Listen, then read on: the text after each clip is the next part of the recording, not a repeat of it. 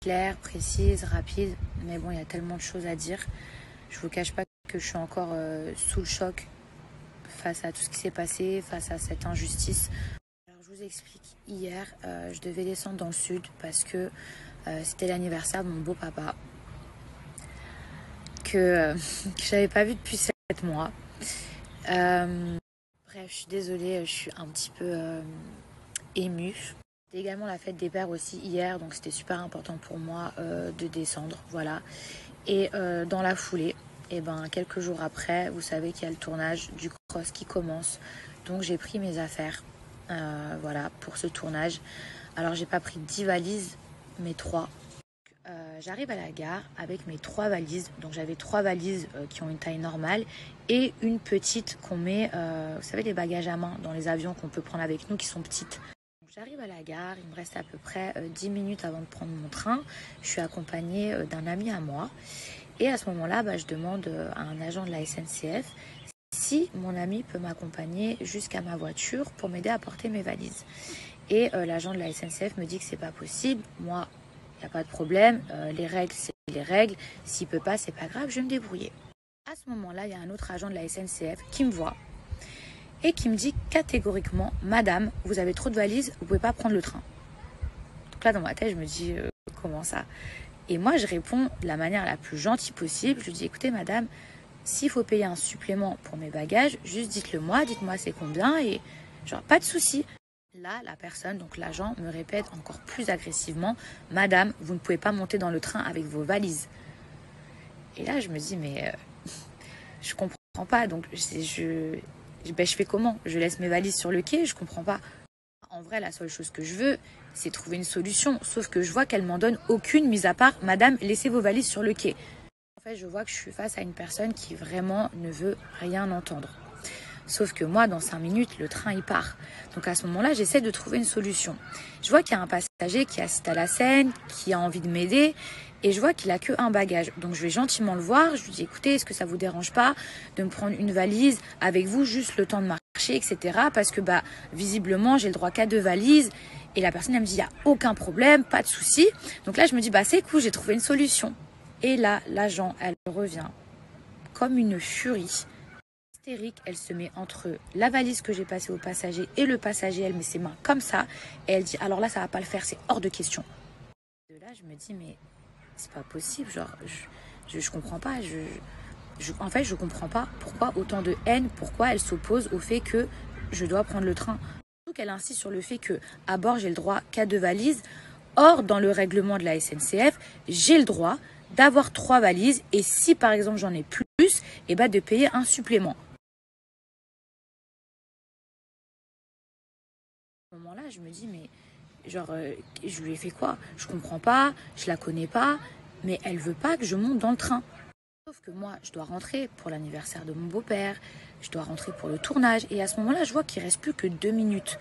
Donc en fait, je me dis, bon, elle, peut-être que, je sais pas, peut-être qu'elle s'est mal réveillée, peut-être qu'elle a eu un problème à ce moment-là dans la vie. Vous savez pas, des fois, les gens, ils se comportent d'une certaine façon parce que, je sais pas, vous voyez ce que je veux dire? Je me suis dit, Mila, te prends pas la tête, c'est pas grave.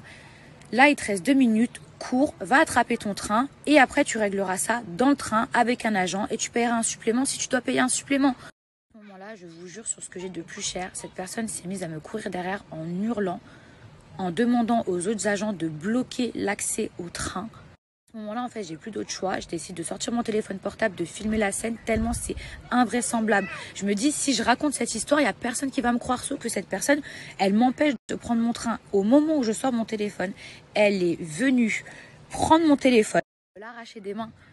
Elle a tenté d'arracher mon téléphone portable. Là, je vois que le train va partir. Qu'est-ce que je fais? Je cours dans la voiture, je monte dedans. À ce moment-là, je vous jure sur ce que j'ai de plus cher au monde. D'accord, je suis dans le train, elle monte dans la même voiture que moi, elle tente d'arracher mes valises, de les extraire sur le quai. Je vais vous dire que je vous mens pas, regardez, j'ai perdu mes ongles en essayant de tirer ma valise, regardez. À ce moment-là, moi je suis dans le train, je me dis c'est bon, il va pouvoir démarrer, je vais régler ça avec une autre personne ou un autre agent parce que c'est elle la contrôleuse de ce train. Donc en fait, pendant 45 minutes, voire 1 heure, elle a pris en otage tout le train, parce qu'elle ne voulait pas monter dedans, car j'y étais.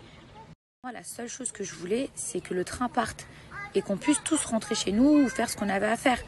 À ce moment-là, elle a commencé à dire que je l'avais agressée. Je ne sais pas si vous vous rendez compte. Elle est partie dire que je l'avais agressée. Des gens de la sécurité qui sont venus, SUGE ou quelque chose comme ça, qui ont été super gentils avec moi, hyper compréhensifs, qui m'ont expliqué que en fait, là, c'était plus le problème des valises. C'est-à-dire que maintenant, elle m'accusait de l'avoir agressée. Je ne sais pas si vous vous rendez compte. Moi, à ce moment-là, je pensais qu'à une chose, aller retrouver ma famille, aller retrouver mon beau-papa. Vous savez ce qui m'a fait archi mal au cœur? C'est quand j'ai entendu des gens crier « Sortez là ». Déjà, ces gens, je sais que je peux pas leur en vouloir parce que déjà, ils savaient pas que c'était moi à l'intérieur, ils savaient pas la situation. Mais moi, j'ai été dans le train, je voulais que le train parte. C'est elle qui a fait en sorte qu'il ne parte pas parce qu'elle ne voulait pas monter dedans. Et est-ce que vous imaginez la peine que ça a pu me faire quand j'ai entendu « Sortez là » parce qu'en fait, eux, ils pensaient que c'était à cause de moi que le train ne partait pas. Il y a des gens de mon wagon, super gentils, qui ont essayé d'aller voir cette femme en lui disant « Écoutez, c'est qu'un problème de valise, c'est rien. Au pire des cas, elle paye un supplément, c'est ridicule, etc. » Elle hurlait « La SNCF, c'est moi. » Ça veut dire quoi la SNCF, c'est moi? C'est à ce moment très précis que l'histoire, elle a pris un tout autre tournant. Il y a la police qui a débarqué. Moi, je me suis dit, enfin, ça y est, on va pouvoir partir. De toute façon, je suis dans mon droit, j'ai 3 valises. Au pire des cas, la petite à main. Bon, ben voilà, encore une fois, s'il faut payer un supplément, il n'y a pas de souci. À ce moment-là, je vous jure sur ce que j'ai le plus cher au monde, j'ai la police qui me demande de descendre. Sinon, ils m'emmènent de force. Je suis contrainte de les suivre. Moi, dans ma tête, je me dis, mais c'est moi la victime dans l'histoire. Genre, c'est moi, je vais porter plainte. J'arrive au commissariat, c'est simple.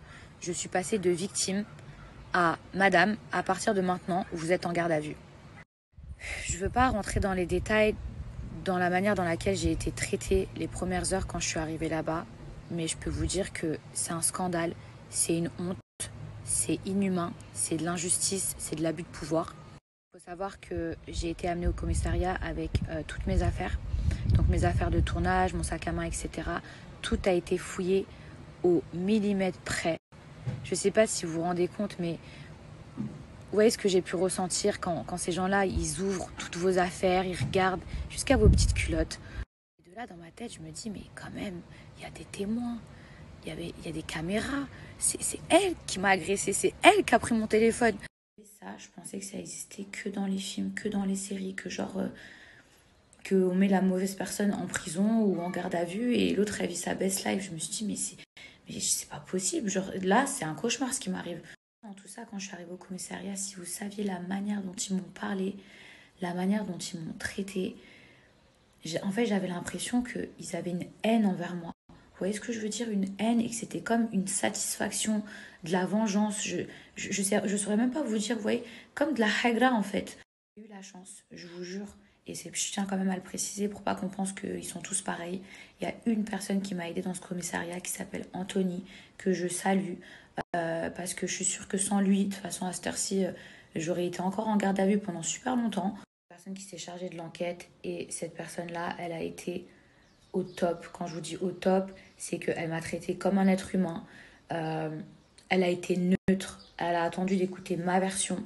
Mon avocat, Harry Halimi, pareil, si lui n'avait pas été là, bah, je suis sûre que je serais restée en garde à vue jusqu'à 10h du matin et qu'ensuite j'aurais eu un jugement. Gali, mon agent, heureusement qu'elle était là. Mais maintenant, je vais vous dire un truc. Regardez ce que moi j'ai vécu. Regardez l'injustice. Regardez, je passe de victime à je me retrouve en garde à vue. Mais moi, j'ai eu la chance d'avoir un avocat. J'ai eu la chance de tomber sur un enquêteur comme Anthony. Mais imaginez les gens qui n'ont pas cette même chance. Réellement, mais genre réellement, je me suis rendu compte qu'il y a des gens qui peuvent aller en prison pour rien, comme ça, comme ça. Je tiens à vous dire qu'aujourd'hui, l'affaire, elle est classée et qu'elle a été classée sans suite. J'ai vu beaucoup de choses écrites sur les réseaux sociaux. C'est vrai que au départ, les gens, ils savaient pas trop ce qui se passait. Et il y a des gens qui pensaient que genre j'avais voulu faire la Maria Carré, en mode oui, il me faut un porteur, un bagagiste. J'ai dit jamais, jamais, jamais, jamais. Les gens qui me connaissent, vous savez en plus que je suis pas comme ça. Un jour, j'étais assise dans ma cellule et je me disais, c'est pas possible. C'est pas possible ce qui est en train de m'arriver. Je repensais à l'histoire, je me disais pour des bagages en plus auxquels j'avais le droit. Je me suis dit, mais genre c'est réel, il y a des gens vraiment, il y a des gens, ils peuvent abuser de leur pouvoir comme ça et vous pouvez rien faire. Poser 1 milliard de questions. 1 milliard de questions. Je me suis dit, est-ce qu'on me fait ça parce que je suis une candidate de télé ou est-ce qu'on me fait ça parce que c'est juste de l'abus de pouvoir? Donc voilà mes petits chats, maintenant vous avez ma version de l'histoire. Faites attention à vous, je vous jure, c'est le meilleur conseil que je peux vous donner. Je vais vous laisser aussi le contact de mon avocat parce que ça pourra toujours vous servir. Les vidéos de la gare, elles ont été visionnées, analysées. On voit clairement que je n'ai jamais agressé cette femme, bien au contraire. Donc voilà, maintenant vous savez toute l'histoire, toute la vérité et c'est une affaire qui a été classée sans suite.